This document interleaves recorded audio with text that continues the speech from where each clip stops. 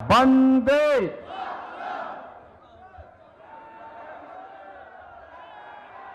बाबा कीनाराम की इस पावन धरा को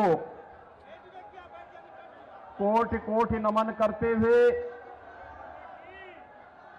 चंदौली के जनता जनार्दन का मैं हृदय से अभिनंदन करता हूं, स्वागत करता हूं। मंच पर उपस्थित भारतीय जनता पार्टी के पूर्व प्रदेश अध्यक्ष, लोकप्रिय सांसद और 2024 के लोकसभा चुनाव में भारतीय जनता पार्टी के प्रत्याशी डॉक्टर महेंद्र नाथ पांडे जी, राज्यसभा की माननीय सांसद श्रीमती दर्शना सिंह जी, श्रीमती साधना सिंह जी, प्रदेश सरकार में मंत्रिमंडल के मेरे सहयोगी अनिल राजभर जी, माननीय विधायक श्री सुशील सिंह जी, माननीय विधायक रमेश जायसवाल जी, माननीय विधायक कैलाश खरवार जी, माननीय विधायक त्रिभुवन राम जी, मंच पर उपस्थित लोकसभा के प्रभारी ओंकार केसरी जी, संयोजक सर्वेश कुशवाहा जी, सुहेल देव राजभर पार्टी के अध्यक्ष बबलू राजभर जी, भारतीय जनता पार्टी के जिला के अध्यक्ष श्री काशीनाथ सिंह जी, जिला प्रभारी श्रीमती अनामिका चौधरी जी, निषाद राज पार्टी के श्री अरविंद कुमार बिंद जी, अपना दल के उदित नारायण पटेल जी, भारतीय जनता पार्टी के मेरे सभी उपस्थित बहनों और भाइयों, चंदौली की मेरी उपस्थित सभी जनता जनार्दन, मैं आप सबको इतनी भीषण गर्मी में भी पूरे देश की आवाज के साथ अपने आप को जोड़ने के लिए हृदय से स्वागत करता हूं। बहनों और भाइयों, अब तक 5 चरणों के चुनाव हो गए हैं, आज छठा चरण हो रहा है और आज छठे चरण में देश के अंदर जो उमंग है, उत्साह है, जो पहले 3 चरणों में लहर थी, आज वह मोदी जी की सुनामी देखने को मिल रही है। चारों ओर एक ही भाव है, लोगों के मन में एक ही भाव है, एक ही भंगिमा है, एक स्वर है और एक ही नारा गूंज रहा है और वह नारा है फिर एक बार और अब की बार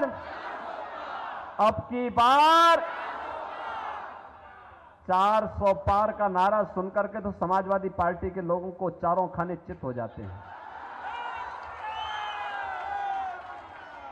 क्योंकि समाजवादी पार्टी के लोग इस बात को जानते हैं कि उनका चुनाव लड़ने का औचित्य कुछ भी नहीं, क्योंकि केंद्र में सरकार बनाने के लिए 273 सांसद चाहिए और समाजवादी कुल 60-62 सीट पर ही चुनाव लड़ पा रही है।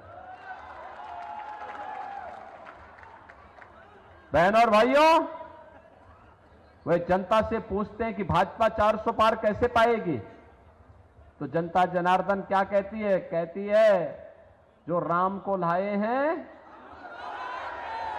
क्या चंदौली भी यही मानता है ना? मानता है क्या? थोड़ा हाथ उठा करके बोला करो, काहे है ना, मानता है ना?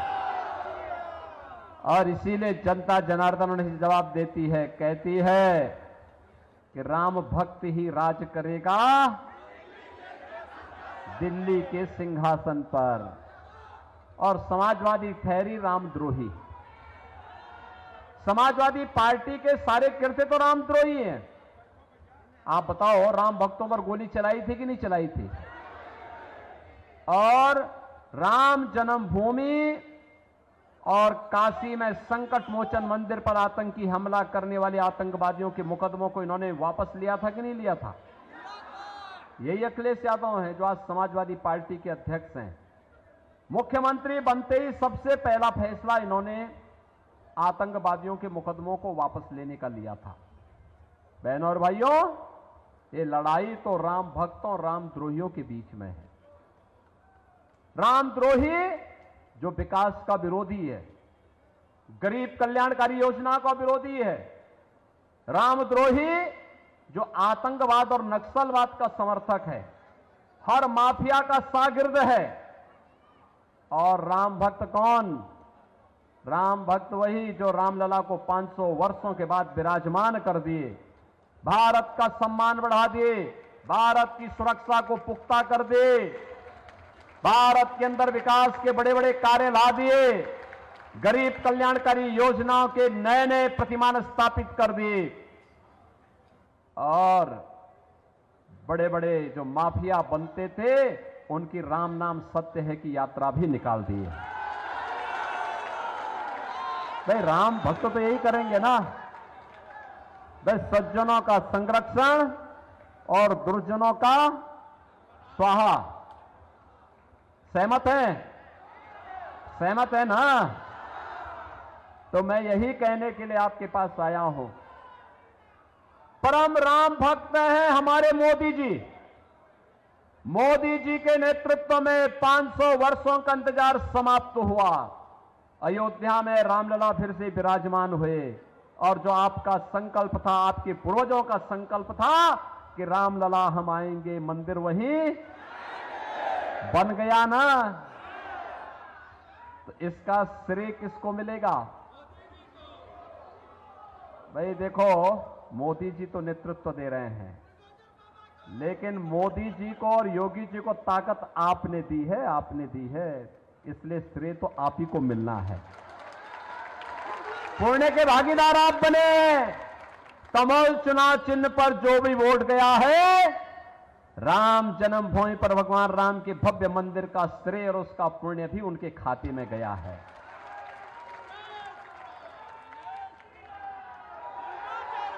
और मोदी जी के नेतृत्व में दुनिया के अंदर भारत का सम्मान किस कदर बढ़ा है। आज दुनिया भारत को सम्मान की निगाहों से देखती है।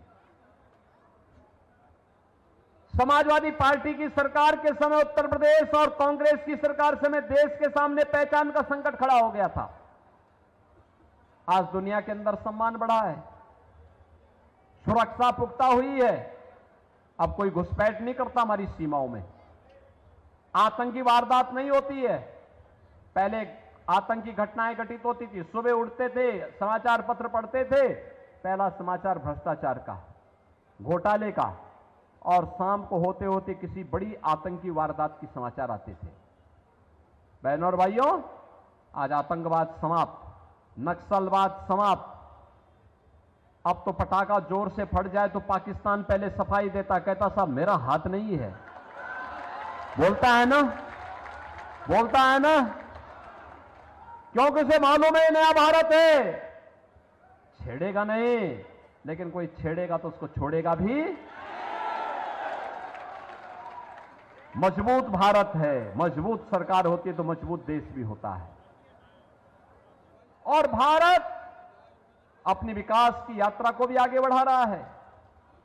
विकास की यात्रा किस कदर, हाईवे 2 लेन, 4 लेन, 6 लेन, 12 लेन के, रेल, वंदे भारत, अमृत भारत, नमो भारत।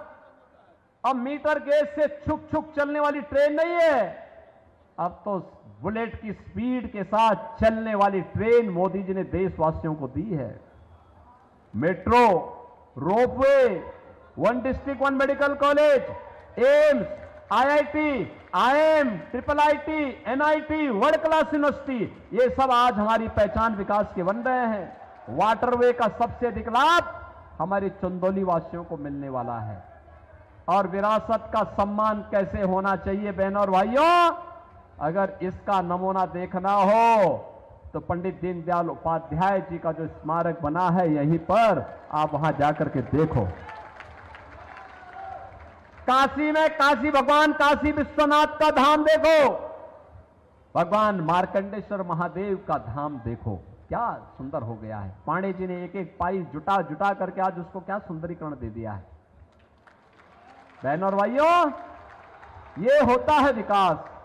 कोई सोचता था चंदौली में मेडिकल कॉलेज बनेगा, कोई सोचता था? आज तो बाबा कीनाराम जी के नाम पर उनकी स्मृतियों को जीवंत बनाए रखते हुए मेडिकल कॉलेज बन गया ना, चंदौली में बन गया ना, कोई संदेह? चंदौली की सड़कें भी अब 2 लेन और 4 लेन की हो रही हैं और फ्लाईओवर भी बन रहे हैं, खूब बन रहे हैं। सिंचाई के लिए नई नई सुविधाएं यहां उपलब्ध कराई जा रही हैं। विकास का वह हर कार्य आपके जनपद में आया है जिसकी यहां पहले लोगों ने कभी सोचा होगा कि अगर ये हो जाता तो अच्छा होता, आज वो हो गया है। बहनों और भाइयों, और गरीब कल्याणकारी योजनाओं का क्या हाल? आप सोचो, मोदी जी 4 वर्ष से 80 करोड़ लोगों को फ्री में राशन दे रहे हैं भारत के अंदर, अगले 5 वर्ष तक निरंतर जारी रखेंगे। और दूसरी तरफ पाकिस्तान है, 23 करोड़ की कुल आबादी, वो अभी भूख से मर रही है। और मैं इसीलिए कहता हूं, जो पाकिस्तान का राग अलापते हैं वे पाकिस्तान चले जाएं, कृपया पाकिस्तान जाएं, भारत पे बोझा न बने। पाकिस्तान में कोई उनको भीख भी नहीं देने वाला है। बहनों और भाइयों,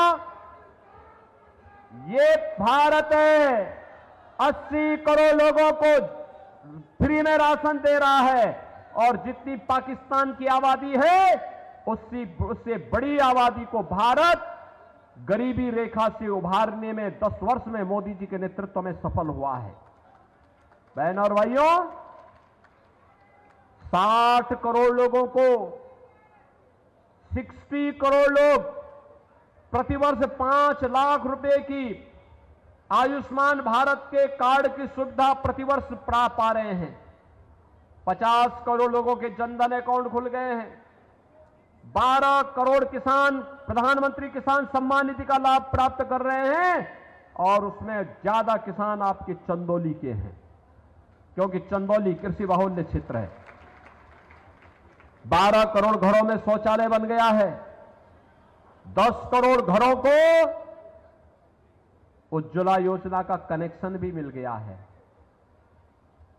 हमने तो यूपी में एक और व्यवस्था की है कि होली और दीपावली में उज्ज्वला योजना के कनेक्शन धारियों को फ्री में एक भरा हुआ सिलेंडर उपलब्ध करवाएंगे और हम दे रहे हैं। 4 करोड़ गरीबों के मकान बन गए हैं और मोदी जी ने घोषणा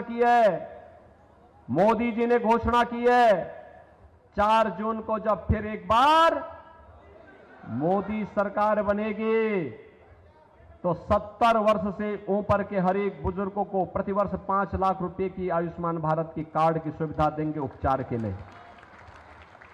जितने बचे हुए गरीब होंगे उन गरीबों को एक एक आवास उपलब्ध करवाएंगे, मकान बना करके उन गरीबों को भी देंगे।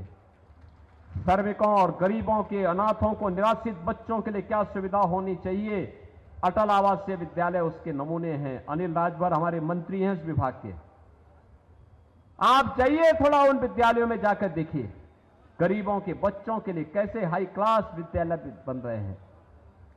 एक तरफ विकास है, गरीब कल्याण भी है, सुरक्षा भी है, सम्मान भी है और विरासत को आगे बढ़ाने के लिए आपकी आस्था को भरपूर सम्मान है। काशी में काशी विश्वनाथ धाम है तो अयोध्या में प्रभु राम का भव्य मंदिर का निर्माण भी है। बहनों और भाइयों, इतना सब कुछ हुआ है, लेकिन इस सब के बावजूद जब विपक्ष चारों खाने चित है तब गुमराह कर रहा है। उसने झूठ का सहारा लेना प्रारंभ कर दिया है। क्या बोलता है? कहता है कि भाजपा आएगी तो संविधान बदल देगी। अरे बाबा साहब भीमराव अंबेडकर को तो सर्वाधिक सम्मान भारतीय जनता पार्टी ने और मोदी जी ने दिया है। मोदी जी ने घोषणा की है। क्या घोषणा की है? मोदी जी ने 10 वर्ष में पंचतीर्थ बाबा साहब भीमराव अंबेडकर के बनाए हैं, लेकिन कांग्रेस का और समाजवादी पार्टी का घोषणा पत्र कहता है कि सत्ता में आएंगे तो अनुसूचित जाति, जनजाति और पिछड़ी जाति के आरक्षण में से कुछ हिस्सा काट करके मुसलमानों को देंगे। भाजपा विरोध कर रही, कह रहे हैं कि धर्म के आधार पर आरक्षण नहीं हो सकता, आरक्षण अनुसूचित जाति, जनजाति और केवल पिछड़ी जाति के लोगों को मिलेगा, किसी मुस्लिम को आरक्षण नहीं मिल सकता है। क्योंकि बाबा साहब भीमराव अंबेडकर ने कहा था धर्म के आधार पर आरक्षण देश के विभाजन का कारण बना था और यह फिर से हम भारत का विभाजन नहीं होने देंगे। लेकिन कांग्रेस के नेतृत्व में ये लोग भारत के विभाजन की आधारशिला रखना चाहते हैं। बहनों और भाइयों, इनका मैनिफेस्टो कहता है कि सत्ता में आएंगे तो भारत के अंदर पर्सनल कानून लागू करेंगे। पर्सनल कानून का मतलब जानते हैं आप? तालिबानी शासन। बेटी स्कूल नहीं जा पाएगी, महिलाएं बाजार नहीं जा पाएंगी, घर के अंदर बुर्का पहन करके दुबक करके रहना पड़ेगा। ये शरिया कानून भारत के अंदर कतई नहीं लागू होने देंगे, कतई भारतीय जनता पार्टी लागू नहीं होने देगी। भारतीय जनता पार्टी बाबा साहब भीमराव अंबेडकर के द्वारा बनाए गए संविधान से चलेगा। भारत किसी भी शरीयत कानून को कतई नहीं मानेगा और यह घोषणा मोदी जी ने पहले ही कर दी है। ये तीसरी बात क्या कह रहे हैं? कहते हैं आएंगे तो आने पर अल्पसंख्यकों की रुचि के अनुसार खान पान की स्वतंत्रता देंगे। बहनों और भाइयों, मैं पूछना चाहता हूं, बहुसंख्यक और अल्पसंख्यक का खाना तो सामान्यतः एक जैसा ही होता है। अरे चावल बहुसंख्यक खाता होगा तो अल्पसंख्यक भी खाता होगा, बाटी चोखा बहुसंख्यक खाता होगा तो अल्पसंख्यक भी खाता होगा, दाल और सब्जी ये बहुसंख्यक खाता होगा तो अल्पसंख्यक भी खाता होगा। लेकिन एक जगह में आके ठहर जाता है, जब कोई मुसलमान कहता है कि मैं गौ हत्या करूंगा, गौ कसी करूंगा, तो हिंदू उड़ जाता है, कहता नहीं, जन्म जन्म का नाता है, गौ हमारी, जन्म जन्म का नाता है, गौ हमारी, बोलता है ना। गौ माता के बगैर कोई संस्कार हमारा संपन्न हो सकता है क्या? नहीं हो सकता। लेकिन एक कांग्रेस और समाजवादी पार्टी के लोग क्या कहते हैं? कहते हैं आएंगे तो गौ हत्या की छूट देंगे। क्या आप इसको स्वीकार करेंगे क्या? अरे जो राम जन्मभूमि का पुण्य आपके साथ जुड़ा हुआ है उसको पाप में मत बदलने देना, उसको पाप में मत बदलना। और इसीलिए हम लोग आए आपसे कहने के लिए, मोदी जी के नेतृत्व में आत्मनिर्भर और विकसित भारत की कल्पना को साकार करना है और उसके लिए चंदौली संसदीय सीट पर डॉक्टर महेंद्र नाथ पांडे जी को भारी बहुमत से विजयी बनाकर के भेजना है। महेंद्र नाथ पांडे जी जीतेंगे, कोई संदेह नहीं। लेकिन बहन और भाइयों, रिकॉर्ड चाहना, ये रिकॉर्ड वोट चाहिए। रिकॉर्ड वोट से जिताएंगे।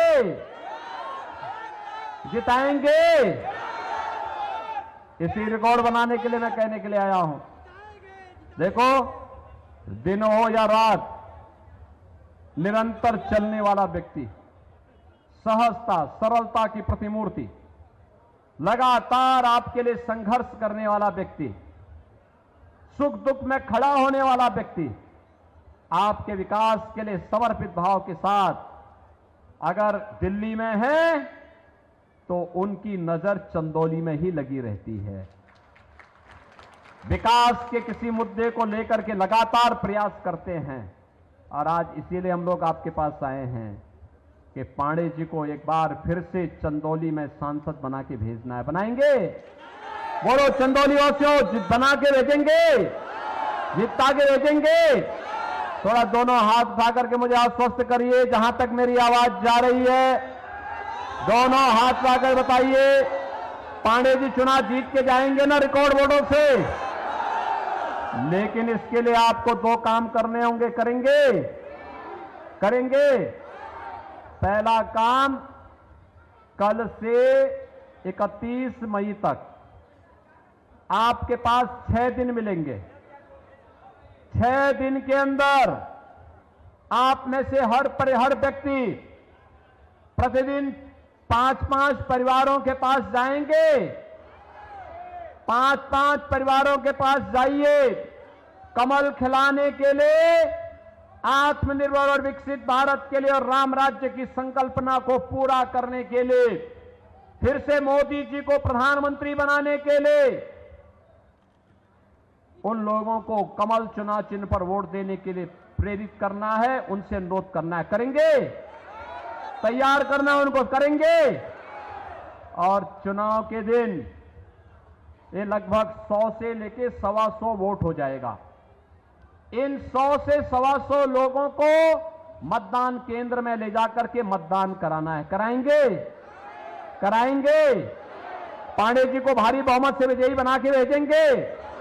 तो फिर मेरे साथ बोलेंगे, भारत माता की, भारत माता की, भारत माता की जय श्री राम, जय जय श्री राम।